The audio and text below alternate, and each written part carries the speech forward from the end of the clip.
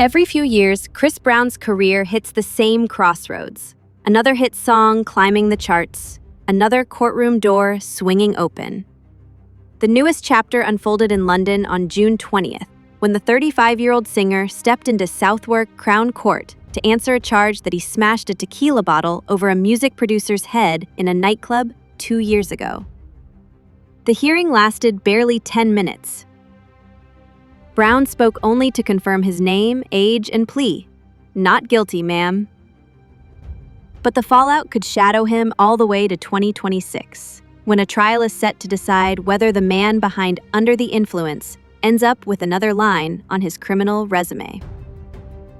The alleged assault dates to February 2023 at Tape London, a high-end Mayfair club known for velvet ropes and five-figure bottle service. Prosecutors say Brown and a longtime friend, rapper Omololu Akinlolu, better known as Hoodie Baby, were partying in a private booth when Abraham Diaw, a 37-year-old producer, approached. Security footage, the Crown claims, shows Brown grabbing a heavy, decorative bottle of Clase Azul tequila and swinging without warning. Diaw dropped to the floor bleeding, requiring stitches that left a scar. Before police arrived, Brown's entourage slipped away and boarded flights out of the UK. The case stalled until May of this year, when Brown booked his first British concerts since the incident. Armed with an arrest warrant, Manchester officers met Brown at his hotel just hours after he posted "Free Tory" on Instagram, a controversial nod to friend Tory Lanez, who is serving 10 years for shooting Megan Thee Stallion. Officers escorted Brown to a magistrate, where he offered a £5.3 million security bond, about $6.7 million, to ensure cooperation during the European leg of his Breezy Bowl XX World Tour. The judge agreed, but imposed strict conditions. Brown must check in weekly, surrender travel documents to his legal team, and skip nightclubs after midnight. That bail deal set the stage for the June 20th arraignment. Fans packed the public gallery, some holding homemade Team Breezy UK signs, others just hoping for a quick wave. They got it, along with a new court date.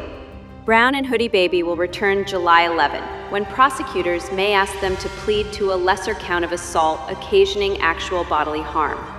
Brown also faces a second charge, possessing an offensive weapon, the tequila bottle, but no plea was entered on that count yet. If both men stick to not guilty, the full trial begins October 26, 2026. For Brown, that timing is everything. A British conviction could trigger visa revocations that derail his tour schedule, cost arenas millions in refunds, and, most critically, reignite public debate about whether the singer has ever truly taken responsibility for past violence.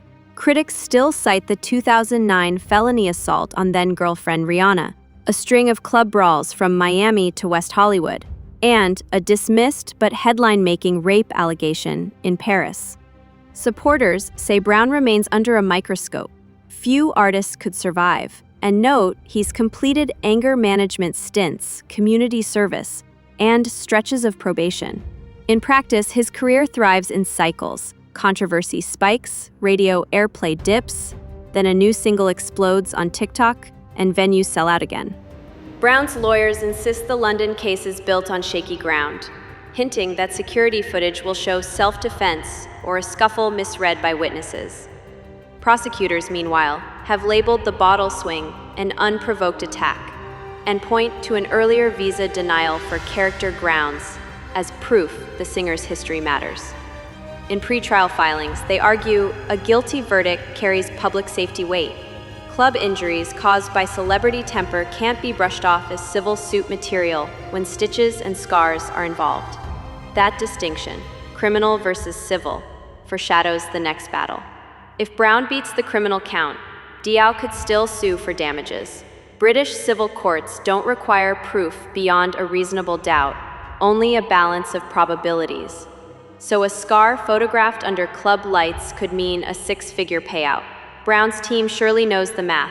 Settling privately might be cheaper than years of legal fees and negative headlines. For now, Brown walks free, under that multi-million-dollar bond, hustling from arena to arena, vlogging backstage prayers, and teasing a rumored Afrobeats EP. July 11th looms as a pivot point. A plea deal could wrap the case neatly, leaving Brown to tour, unencumbered. Dig in for trial, and the next 16 months become a drip feed of witness lists, leaked CCTV stills, and social media court seating charts.